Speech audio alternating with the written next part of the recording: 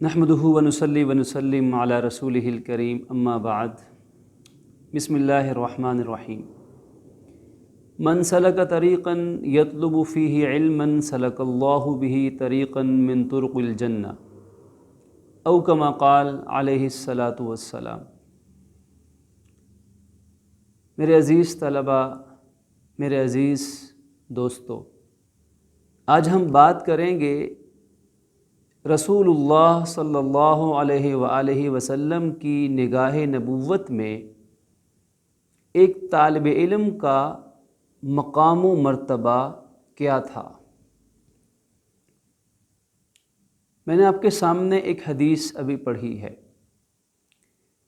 جس میں ارشاد گرامی ہے کہ جو انسان کسی راستے پر علم کی تلاش میں چلتا ہے تو اللہ اس کے لیے جنت کے راستوں میں سے کوئی راستہ آسان فرما دیتا ہے، یعنی اللہ تعالیٰ اس کو جنت کے راستوں میں سے کسی راستے پر چلا دیتا ہے۔ یہ بات فرما رہے ہیں رسول اکرم صلی اللہ علیہ وآلہ وسلم کہ طالب علم اصل میں جنت کے راستوں پہ چلنے والے کو کہا جاتا ہے۔ طالب علم کا مقام، وہ جنت کے راستے پہ چل رہا ہے، علم کی تلاش گویا کہ جنت کے راستے پہ چلنا ہے۔ اور ایک اور مقام پہ فرمایا کہ جو انسان اپنے گھر سے علم کی تلاش کے لیے نکلا تاکہ اس کے ذریعے سے اسلام کو زندہ کر سکے، اور اگر اس کو موت آ گئی اس دوران تو اس کے اور جنت میں انبیاء کرام علیہ السلام کے درمیان میں ایک درجے کا فاصلہ باقی ہوگا، ایک درجے کا فرق ہوگا۔ فَبَيْنَهُ وَبَيْنَ النَّبِيِّينَ دَرَجَةٌ وَاحِدَةٌ۔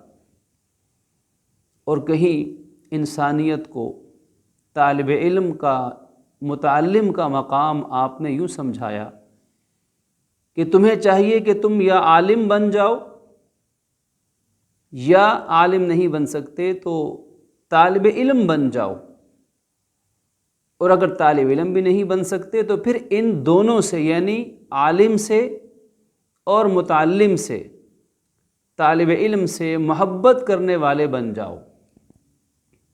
اب یہ تین ہی آپشن ہیں، ان میں سے کسی ایک کو اختیار کرنا ہے۔ میں اور آپ اللہ پاک کا جتنا شکر ادا کریں کہ ہمیں اس نے درمیانے درجے میں رکھا کہ ایک طالب علم بننا نصیب کیا۔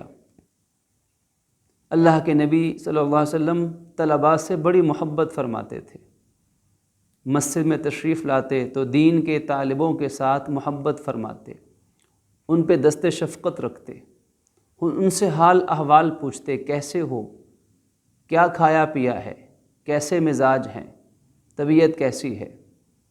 ان کے ساتھ بیٹھ جاتے، جلوہ افروز ہو جاتے، ان کی حوصلہ افزائی فرماتے، لوگوں کو ان سے اچھا سلوک کرنے کی تاکید فرماتے، اور رہتے دنیا کے آنے والے انسانوں کے بارے میں اللہ کے نبی صلی اللہ علیہ وسلم کی وصیت تھی کہ تمہارے پاس جب طلبہ آئیں، طالب علم آئیں تو ان سے مہربانی والا سلوک کرنا، ان سے حسن برتاؤ کرنا، ان سے نرمی والا معاملہ کرنا، ان کو عزت عطا کرنا۔ ایک مرتبہ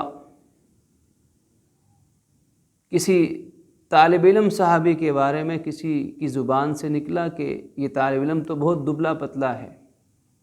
اللہ کے نبی صلی اللہ علیہ وسلم نے ان کے اس طالب علم اور علم کے ساتھ محبت اور تعلق کی بنیاد پہ فرمایا، اللہ کے ہاں تو یہ احد پہاڑ سے زیادہ وزنی ہے، او کما قال علیہ الصلاۃ والسلام، احد پہاڑ سے وزنی ہے۔ کیسی محبت تھی طلباء سے آپ کو، اور کیا مقام و مرتبہ تھا آپ کی نگاہ میں ان کا۔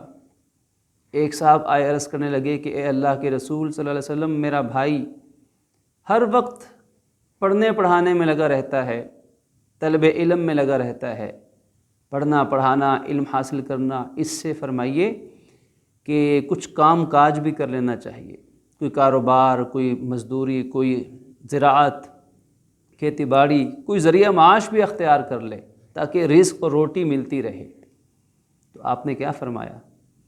فرمایا اس کا مفہوم یہ ہے کہ اس کو علم کی تلاش میں لگے رہنے دو، اور باقی جہاں تک تعلق ہے رزق کا، تو ہو سکتا ہے تمہیں بھی اسی کی وجہ سے رزق دیا جا رہا ہو، یعنی ہو سکتا ہے کہ اس بھائی کے طالب علم ہونے کی وجہ سے، علم حاصل کرنے کی وجہ سے تمہیں بھی اللہ، تمہارے لیے بھی اللہ رزق کے دروازے کشادہ کر رہا ہو۔ تو پتہ چلا کہ طالب علم وہ مبارک ہستی ہے کہ جس کی وجہ سے لوگوں کو رزق ملا کرتا ہے، فیملیز کو، گھر والوں کو، خاندان والوں کو عزت بھی ملتی ہے، رزق بھی ملتا ہے۔ تو عزیز طلباء، میرے دوستو، بحیثیت طالب علم ہمارا فرض ہے کہ ہم سب سے پہلے اللہ کا شکر ادا فرمائیں کہ اس نے ہمیں علم کی محنت میں لگنے کی توفیق بخشی۔ اس نعمت کا زبان سے شکر ہونا چاہیے اور ساتھ ساتھ عمل سے، اور عمل کا شکر یہ ہے کہ ہمیں خوب تعلیم میں محنت کرنی چاہیے، ہمیں خوب پڑھائی میں کوشش کرنی چاہیے۔ امتحانات کا زمانہ، ہمیں خوب دل لگا کر پڑھنا چاہیے، اپنے ایک ایک منٹ کو، ایک ایک وقت کو قیمتی بنانا چاہیے۔ اس سے انشاءاللہ اللہ کی مدد بھی شامل حال ہوگی، اور جو طالب علم کا جو مقام ہے اس مقام کو سمجھنے میں ہمیں آسانی ہوگی کہ آخر طالب علم کا مقام اتنا کیوں ہے کہ جہاں یہ قدم رکھتا ہے فرشتے پر بچھاتے ہیں، چیونٹیاں اپنے بلوں کے اندر، مچھلیاں سمندر دریاؤں کی تہہ کے اندر بھی اس کے لیے مغفرت کی، رزق کی، خیریت کی دعائیں مانگتی ہیں، اس کی دعائیں قبول ہوتی ہیں۔ ایک بزرگوں میں ایک بڑے عالم، بڑے بزرگ گزرے ہیں، حضرت شیخ الہند محمود الحسن رحمۃ اللہ علیہ۔ ان کے بارے میں آتا ہے کہ ایک مرتبہ طلباء کو حدیث پڑھا رہے تھے، حدیث کا درس دے رہے تھے، تو بارش ہو جاتی ہے۔ طلباء اپنے حسب معمول اپنے کتابیں اٹھائیں اور جلدی جلدی بھاگم بھاگ صحن سے نکل کر مسجد یا اپنے درسگاہ کے اندر چلے گئے۔ ان طلباء کے جوتے باہر رہ گئے جو بارش کے پانی کی وجہ سے کیچڑ میں لت پت ہو گئے۔ تو انہوں نے اپنی چادر یا اپنی پگڑی کو بچھا کر ان طلباء کے جوتے اس میں ڈالے اور اٹھا کر اندر لے آئے۔ طلباء یہ منظر دیکھ کر آہو بکا کرنے لگے کہ حضرت شیخ، استاد محترم، آپ نے یہ کیا کیا، ہمارے جوتے اٹھا لیے۔ تو آپ نے جو بات فرمائی اس سے ہمیں طالب علم کا مقام بھی پتہ چلتا ہے، اور یہ بات بھی بڑی اچھی طرح سمجھ میں آتی ہے کہ رسول اللہ صلی اللہ علیہ وسلم کے بارگاہ میں، آپ کے نظر میں طلباء کا مقام کیا تھا۔ آپ نے فرمایا میں نے تمہارے جوتے نہیں اٹھائے، میں نے تو رسول اللہ کے مہمانوں کے جوتے اٹھائے ہیں۔ اللہ اکبر، میں نے تو حضور کے مہمانوں کے جوتے اٹھائے ہیں۔ یعنی طلباء یا طالب علم وہ طبقہ ہے کہ جو اللہ کے نبی صلی اللہ علیہ وسلم کے مہمان ہیں، مہمانان نبوت ہیں۔